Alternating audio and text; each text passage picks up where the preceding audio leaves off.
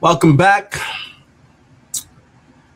We are discussing the Iran war. I'm your host, Mr. B. We are discussing the Iran war and updates on that. Let's go ahead and see what the latest developments have been.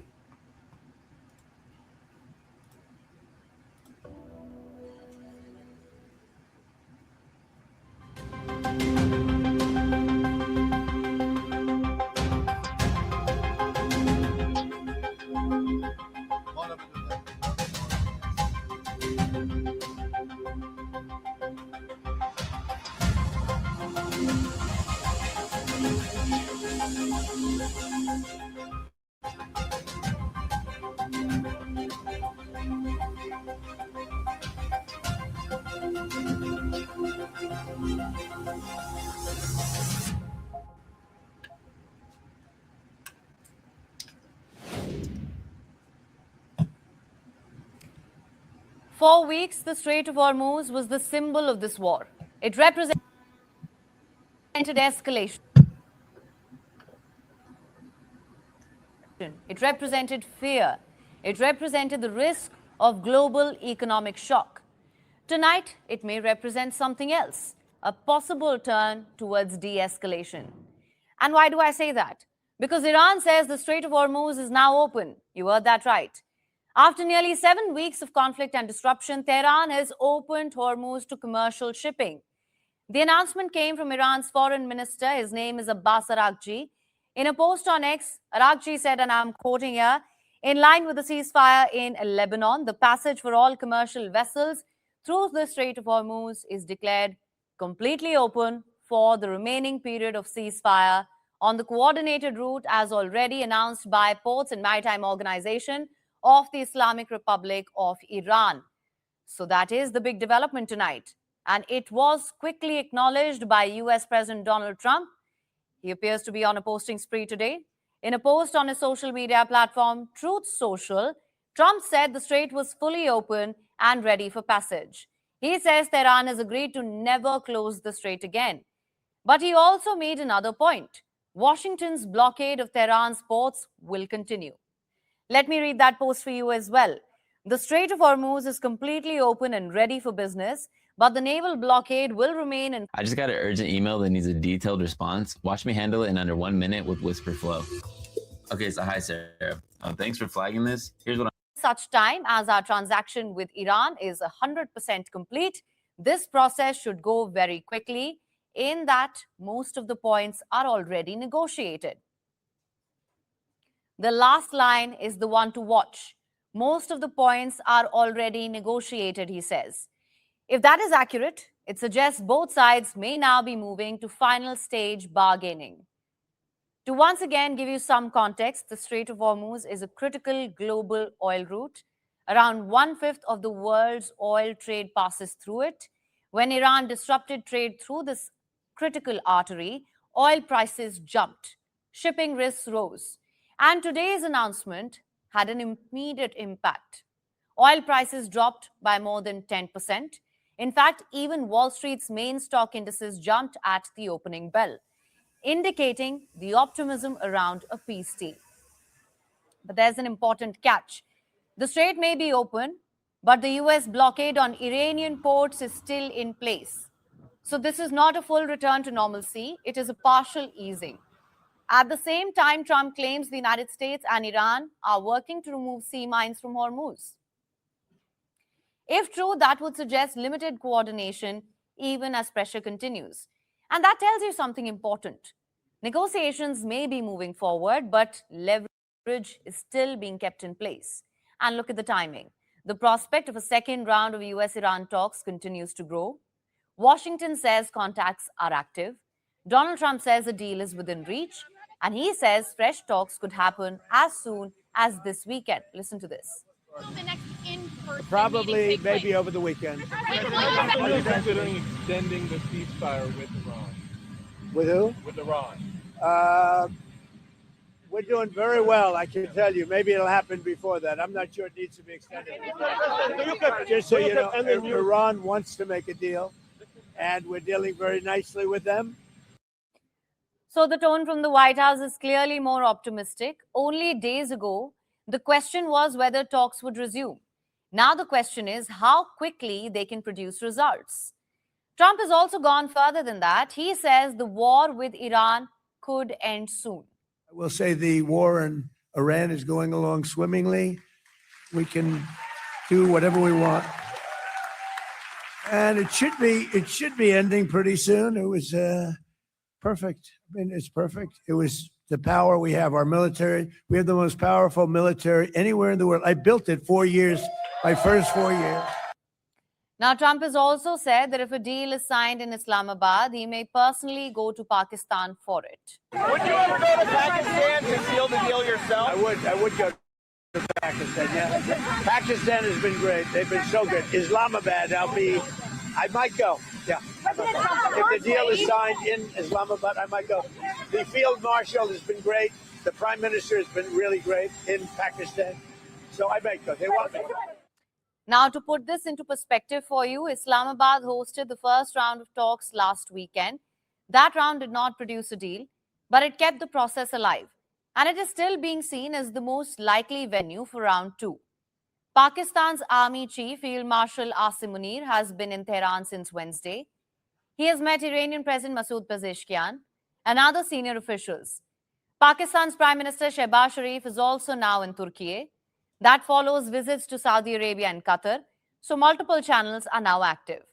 Several capitals are now involved, and reports suggest the negotiations have entered a more serious phase.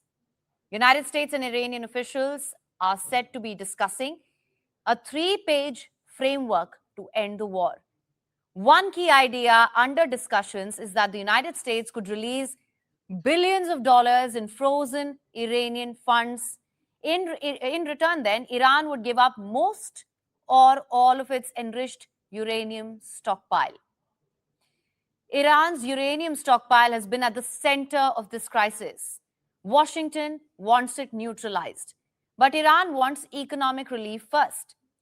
Yesterday, Trump made a reference to it. Take a look. So, very important is that Iran does not have a nuclear weapon, and they've agreed to that. Iran's agreed to that, and they've agreed to it very powerfully. They've agreed to give us back the nuclear dust that's way underground because of the attack we made with the B-2 bomber. So we have a lot of agreement with Iran, and I think something's going to happen very positive.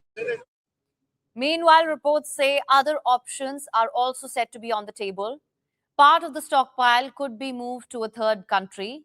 Part could be downblended under international monitoring.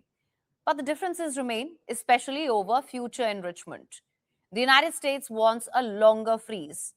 Iran wants a shorter timeline. But Donald Trump has pushed back on these reports. He says no money would exchange hands in any deal with Iran. In fact, Tehran has also not responded to this particular report yet.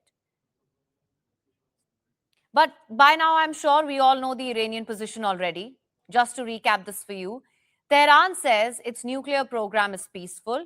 It insists civilian enrichment is a national right, and it wants any deal to respect Iranian interests. Iran's inalienable rights, as recognized under international law, granted to us, nor is it something that can be taken away under pressure or through war. So what does all of this mean tonight? It means the atmosphere has clearly improved, that diplomacy has gained momentum, and that both sides see value in keeping talks alive. So that may be a good sign. But momentum is not the same as agreement. The blockade is still in place. The hard issues are still unresolved. Plus, nothing has been signed yet. No date has been formally announced, and no venue has been finalized. The reopening of Homuz is the strongest sign so far that tempers are cooling. Okay, so this sounds good, that Iran's open to reopening Homuz. Although, you know, that's part of the ceasefire, right? They didn't want Lebanon to keep getting bombed, and it seemed like there's some sort of halt to that. So that's in line with what they agreed to in the ceasefire. So they're just following through on their word on that front. Although I don't understand why Trump would continue to try to block and affect their economy, and why they would concede, given the fact that you know, there's still this pressure on Trump that Trump is applying to essentially tighten the noose around their neck. But anything towards peace is a better situation than more deaths happening. So this is a good development in this particular story.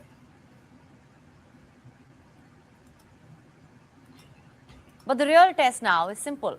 Can these positive signals turn into a real deal?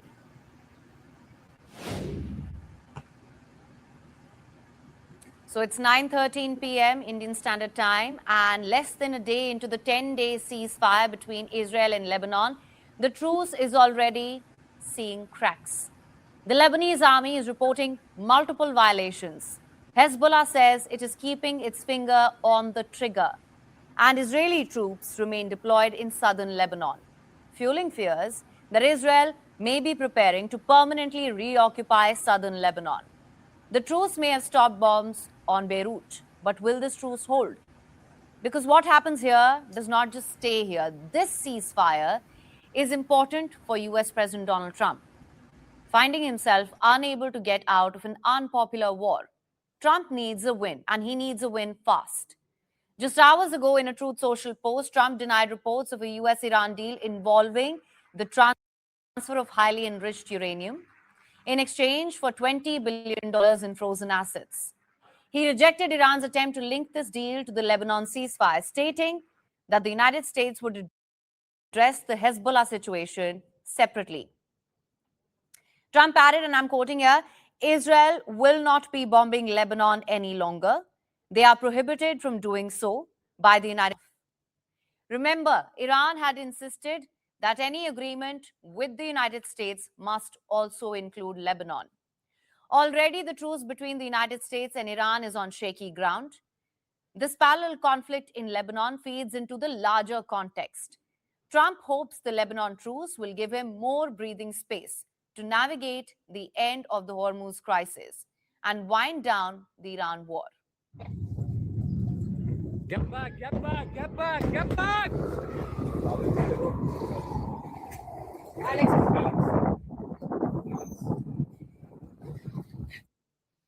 As the ceasefire took effect, celebrations broke out in Lebanon. As people took to the streets to light fireworks, cars honked, crowds cheered, singing and making victory signs.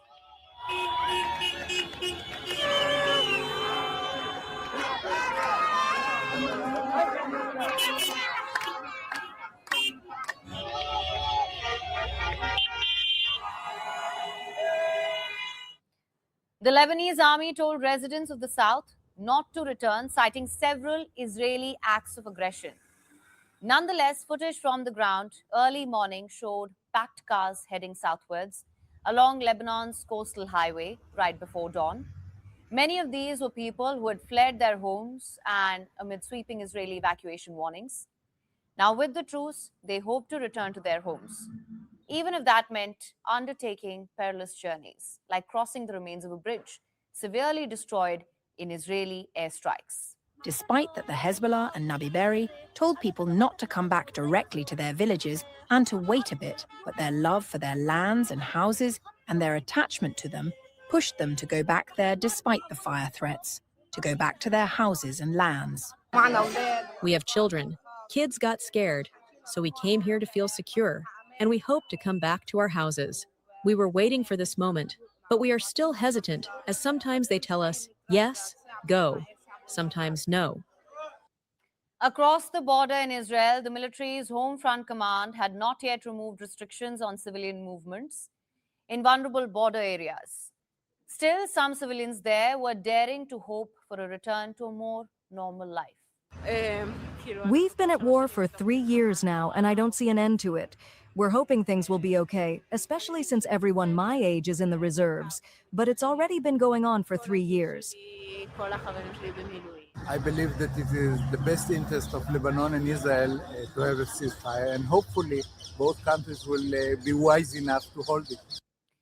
Now, Iran-backed Hezbollah, which has been pummeled by Israeli strikes and engaged in forces on the ground in the south, has indicated that it will respect the truce unless Lebanon is attacked again. The fighting broke out in Lebanon on the 2nd of March, when Hezbollah fired rockets at Israel a few days after the start of the Iran war, in retribution for the killing of Iran's former supreme leader, Ali Khamenei. As the ceasefire came into effect, Israel's military said it had struck over 380 Hezbollah targets in southern Lebanon and was on high alert to resume strikes. The Lebanese army also reported violations of the ceasefire by Israel, including intermittent shelling of several southern Lebanese villages, and called on citizens to hold off on returning to southern villages and towns. There was no immediate comment from the Israeli military. Now, earlier, Trump said that he had spoken to both the Israeli Prime Minister Benjamin Netanyahu and Lebanese President Joseph Aoun. He said he expected Netanyahu now to visit the White House over the next 4 or 5 days. We just made it here with Lebanon. As of 2 hours from now, we have a ceasefire with Israel and Lebanon, and that'll be great. And they'll be meeting, probably coming to the White House over the next 4 or 5 days. And that'll be the first time they've met in 44 years, which is pretty unneighborly, considering they're neighbors. But there's a really good chance that that'll work out with Lebanon and Israel. I met with, through the telephone, with the president of Lebanon, who's a really good guy, highly respected, and with Bibi. And I think there's a chance we'll be meeting right here. A top-level face-to-face meeting between the Lebanese and Israeli leadership would be a watershed moment for the region. But it remains to be seen whether it will take place. Netanyahu said the ceasefire with Lebanon offered an opportunity for a historic peace agreement with Beirut, but insisted the disarmament of Hezbollah remains the precondition. We eliminated Nasrallah, and this balance has changed in such a way that we began to receive calls from Lebanon in the last month to hold direct peace talks between us and them, something that had not happened in over 40 years. I responded to this call and I agreed to a timeout, or rather a temporary ceasefire of 10 days to try to advance the agreement that we began to discuss with the ambassadors meeting in Washington. Lebanese Prime Minister Nawaf Salam welcomed Trump's announcement, but the Lebanese President Joseph Aoun reportedly rejected Trump's request for a direct call with Netanyahu. But he did say that direct negotiations with Israel were crucial. Direct negotiations are crucial, and a ceasefire is the gateway to proceeding with negotiations. Consolidate a ceasefire, secure the withdrawal of Israeli forces from the occupied southern territories, recover prisoners, and address outstanding border disputes. Meanwhile, Hezbollah has said that it was keeping its finger on the trigger in case of any Israeli violations of a ceasefire, and Iranian state television portrayed the ceasefire as the result of Iran's insistence, alongside Hezbollah's resistance. What complicates all this optimism around the ceasefire is this. Despite the truce, Israel has said that it will maintain a 10-kilometer security zone along the border in southern Lebanon. The Israeli army holds and will continue to hold all the places it has cleared and conquered. The ground maneuver into Lebanon and the attacks on Hezbollah all over Lebanon have achieved many achievements, but have not yet been completed. Now, Israel's defense minister has also insisted that the campaign against Hezbollah was not yet complete, warning that if the fighting resumed, displaced residents would have to evacuate once again. And according to details of the truce released by the US State Department, Israel retains the right to continue targeting Hezbollah, specifically to prevent what it calls planned, imminent, or ongoing attacks. In other words, the ceasefire does not mean an end to strikes. It builds room for it to take place. The truce also places responsibility on Lebanon to take meaningful steps and to stop Hezbollah from attacking Israel. That's where the problem is, because this truce demands two opposite things. Lebanon is expected to prevent attacks, even as Israel reserves the right to keep striking inside Lebanese territory. So can the Lebanese state realistically enforce these terms? And more importantly, can Hezbollah be expected to step back and play nice? We'll have to wait and watch.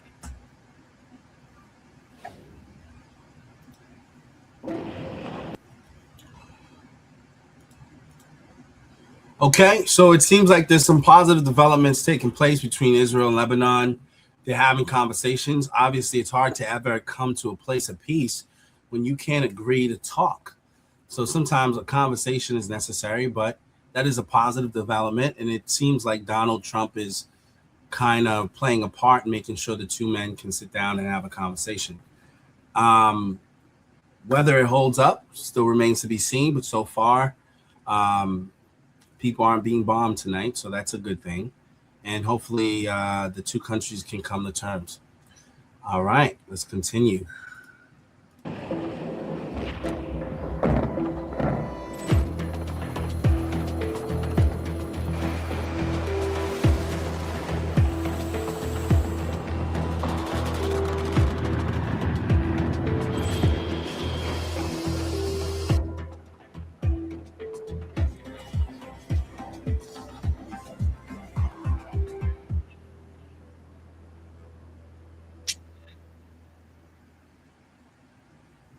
The United States is the largest arms industry in the world. It's a multi-billion-dollar machine, a machine capable of fueling multiple wars at once. But any machine can hit a snag. It can break down if pushed too far. Looks like that is happening to the US arms machine as well. Reports say US weapons shipments to Europe have been delayed. We're talking about contracted weapons, things that have already been purchased by Europe. Washington is unable to deliver them. Why? US officials say because of the war in Iran. In 40-odd days of fighting, the United States has burnt through a lot of its arsenal. Consider the Tomahawk missiles. The Americans fired more than 850 of these at Iran. They only produce around 80 a year. So in 40 days, they burnt through a decade of supplies. And the result? Shipments elsewhere are being hurt. It's not clear which countries or what weapons have been hit, but reports suggest Baltic and Scandinavian, likes of Estonia and Latvia. Scandinavian states include Sweden and Norway. And what is common among them? Some of them share a border with Russia. The others are very close to a Russian border, meaning they are frontline NATO states against Moscow. For them, these delays are a huge concern. Most of these purchases were made under the FMS program. It stands for Foreign Military Sales. It's basically a government-to-government deal. Foreign states approach the United States for weapon systems. The US government approves it. Finally, private companies deliver it. But that last part has been delayed. American officials talk about two main reasons here. One is the logistical issue. The US arms industry has been heating up since 2022. First, supplying arms to Ukraine, then to Israel, and now to its own war machine against Iran. So the fear is America's stockpiles are running low. As a result, priority will be given to America's war needs first. Only then can foreign shipments be made. The second reason is political. Trump is unhappy about the NATO alliance. Neither did they join the war against Iran, nor did they help open the Strait of Hormuz. So US officials say Trump could be getting even with Europe. Of course, the Europeans are not happy. Reports say they are looking at alternatives within the continent. So here's the big question.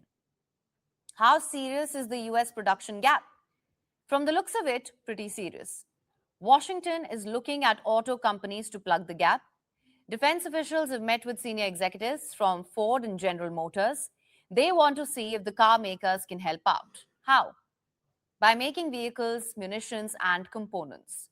No agreements have been struck yet, but the idea isn't new. Think back to the Second World War. Ford and General Motors supplied the US military. At its peak, Ford factories were churning out one bomber per hour. We saw a similar arrangement during COVID as well.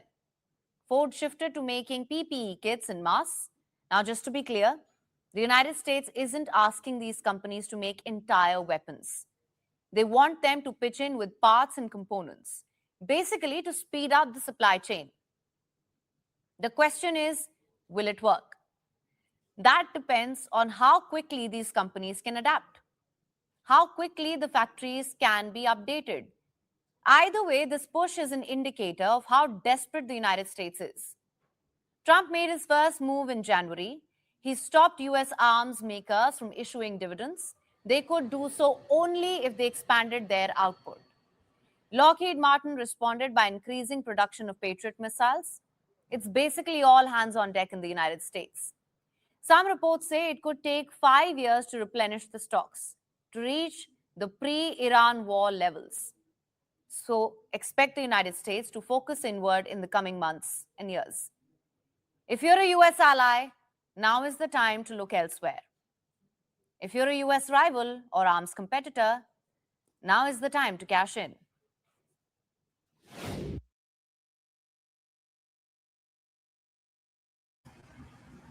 That's a great story. I wanted to weigh in on that particular part. I think part of the reasons why the U.S. was interested in having a ceasefire is because they can't sustain a long, dragged out war with Iran. Just from an ammunition standpoint, given all the demands that's already put on them, the European countries, NATO, already depleted a lot of their armory with with their war with Russia, and now, Israel's fighting a war on two fronts, so they need weapons for that. They're actively in battle with Iran, and so the pace of which they're going through their stockpile of weapons is a lot, and therefore they have to conserve.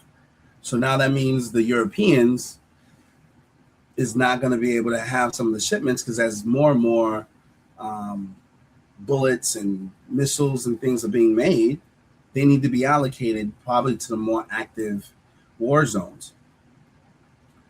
So it does make sense for Trump to find a way to stop, which is why maybe the blockade makes a lot of sense, right? Because all I'm doing is I'm blocking, but I'm not actively fighting and shooting weapons at you, and it puts a pause on the hostilities. Now, Trump is quite perturbed with the NATO countries that apparently left him hanging. Like, they're not participating in his war with Iran. So by his estimation, he's thinking, why should we prioritize sending you our weapons? Even though there's an order, you have to wait until we can resolve the conflicts that are more urgent. So it's probably going to accelerate the need for peace in Ukraine and Russia, because if Russia decides to go on a blitz right now, they don't really have the weapons to resist it. So it's likely that Zelensky will want to come to the table to solve that problem. So that's really good. With that said, we're going to shift on to the global food shock. Apparently, wars have consequences, and shortages in food is one of those consequences. So let's see how this particular war is affecting our food supply. The conflict in West Asia is hitting farms and food markets across the world, from the banana glut in India's Maharashtra to rising food prices in the Gulf. The ripple effects are getting harder to ignore. Global supply chains are under pressure. Fuel, fertilizer, and food all are being affected. So how exactly is this crisis reshaping what we grow, what we export, and ultimately what we eat? Here's our report. Imagine this. A banana farmer in Maharashtra is destroying his own crop because halfway across the world, a narrow strip of water is in crisis. That strip being the Strait of Hormuz. Right now, it is quietly deciding what the world eats and how much it pays for it. The shock does not stay at sea.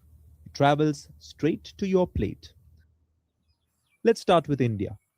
The western state of Maharashtra is the country's banana belt. Just weeks ago, farmers were expecting a strong export season. The Gulf markets were ready, containers were lined up. But now, Those same containers are stuck. Exports to countries like Iran, Iraq, and the UAE have slowed to a crawl. Cold storages are filling up, and the fruit, it doesn't wait. So, what happens next? Farmers are forced to dump their produce in the domestic market, and this has resulted in oversupply. When supply rises but demand stays the same, the prices will fall. In February, bananas were selling at 18 rupees to 22 rupees per kilo. By March, it dropped to 8 rupees to 10 rupees, and in April, just 2 to 3 rupees. That's an almost 86 to 88% decrease. Some farmers are now destroying their crops because selling them costs more than actually letting them rot. Take basmati rice, for example, India's premium export product. Shipments are facing delays due to the war in West Asia. The result? In March, exports fell 15% year on year. Onions tell us. Attention retirees, if you're willing to be at your computer from 9 a.m. to 10:45 a.m. on most weekdays, I can show you. Farmers are selling the vegetable at a loss. Exports to Gulf countries have fallen nearly 45%. Then come the ripple effects. Spices, tea, coffee, they're not entirely collapsing, but they are under pressure. Even the meat and dairy industry is hit hard, and processed foods are also struggling. Put it all together, and India's $11.8 billion agri-food export pipeline to West Asia is under serious stress. The same crisis is reshaping food prices differently across the world. Let's take a look at what's getting costly and what's sliding towards the cheaper side. In India, some things are becoming cheaper, at least temporarily, like bananas, onions, seasonal vegetables, because of oversupply. But at the same time, essentials are getting more expensive. Edible oils, because India imports them. Fertilizers, prices have nearly doubled in recent tenders. Transport costs are rising with fuel prices, and that feeds into everything, from packaged foods to restaurant bills. Now look at the Gulf. Places like the UAE and Saudi Arabia. They don't have the luxury of oversupply. They import over 70% of their food. So for them, almost everything gets more expensive. Rice, wheat, fruits, meat, packaged food, because the routes they depend on are disrupted and insurance costs are rising. In Iran, the story is different again. Locally produced staples remain relatively stable, but imported goods becoming scarce and expensive, squeezed by both sanctions and by supply disruptions. Europe and the United States are feeling it too, just in more indirect ways. A few imported seasonal goods are seeing minimal impact, but higher fertilizer costs are pushing up farm output prices.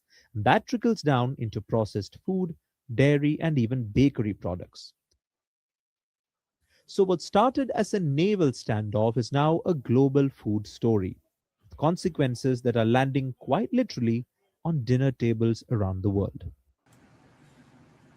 So as you can see, wars do have consequences, and unfortunately, when you're fighting a major war that's choking a major artery pipeline to, ship whether it's food or oil or energy resources to the world, it's going to affect the food supply. Again, we have some positive developments.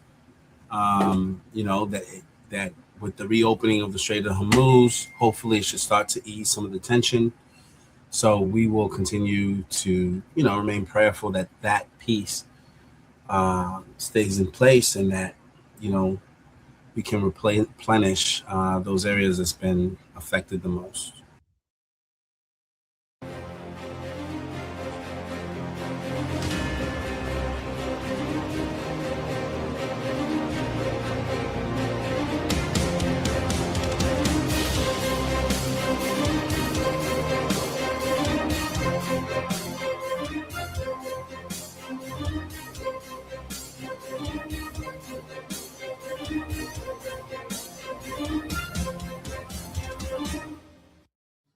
And staying with Pakistan, a country perpetually on the brink, perpetually in debt, and now perpetually performing.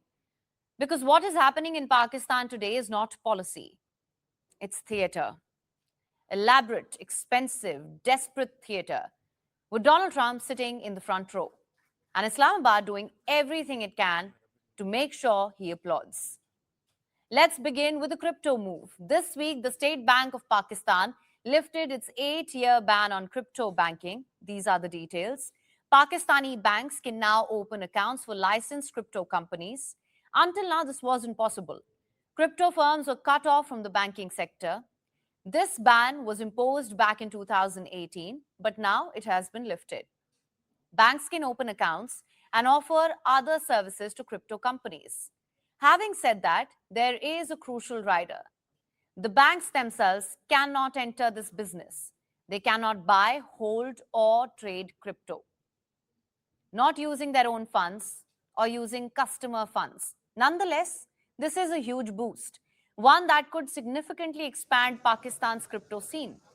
And this isn't an isolated move. Consider what happened in early 2025. Trump returns to power. Within weeks, executives from World Liberty Financial fly to Islamabad. And guess who owns this company? Donald Trump and his advisor, Steve Witkoff. On paper, they don't handle the business. It's their sons who run the day-to-day affairs. But the conflict of interest it's stark. Because look at Trump's policies. At home, he's mainstreaming the crypto industry. Abroad, he's asking his allies to do it as well. And Pakistan is more than happy to oblige. In Islamabad, the World Liberty team met the Prime Minister. They smiled for cameras, and then, almost on cue, Pakistan issued an ordinance to build a national crypto framework. It also signed a memorandum of understanding with World Liberty Financial to explore the Trump family's USD1 stablecoin for cross-border payments. Then a separate $2 billion tokenization deal with Binance. Now, here's the point that many miss. Pakistan had 40 million crypto users trading through informal channels, even when the ban was in place. The economic case for legalization existed for years. But Islamabad waited for the moment it could hand this gift to someone who mattered in Washington. And that moment arrived the day Donald Trump was sworn in again. But wait, the crypto deals are only half of that story. Because simultaneously, Pakistan is running an even more audacious gambit. The Iran war, which has already rattled the global economy. And Pakistan, a country with a broken economy and restless army, has appointed itself peacemaker. Islamabad hosted American and Iranian delegations for 21 hours of peace talks last weekend. Pakistan calls this the Islamabad process. It is imperative that the parties continue to uphold their commitment to ceasefire. The DPM has also reiterated that Pakistan has been and will continue to play its role to facilitate engagement and dialogue between the two countries in the days to come. A grand phrase designed to suggest permanence and prestige, a new diplomatic order anchored in South Asia. But read the fine print. Let's read the fine print here. The Financial Times reported that the US pushed Pakistan to broker the ceasefire. Pakistan was not invited. It was deployed. It certainly is. Pakistan's own defense minister had to frantically delete a social media post calling Israel, and I'm quoting, cancerous. The mask slipped and it was hastily replaced. Because when you are auditioning to be America's diplomatic errand boy, you cannot afford opinions. The talks, of course, collapsed. Pakistan entered the world stage, hoping to clear its image. What it got instead was a photograph with US Vice President J.D. Vance. This is the grand bargain Islamabad has struck with Donald Trump. You get your markets for your family's crypto firm. You get our capital city as your negotiating venue. You get our army chief as your personal courier guy. And in return, we get to look important. So is this crypto business the foundation of Trump's love for Pakistan? Or is there a strategic thought behind it? Chances are it's a mix of both. Okay, that's it for us today. As we wrap up the latest developments in the Iran war, there's a few other things I definitely recommend that you guys check out First Post. They're great. Indian-based publication that I believe kind of gives a story on both sides fairly. I try to cite reputable sources that have credible information, and this is my go-to news channel. So support their channel, but also stay connected for commentary. If you're not already a subscribed member, like and subscribe and weigh in. Let your voice be heard on the latest developments in this war. All right, guys, it's yours truly, Mr. B, signing off. God bless.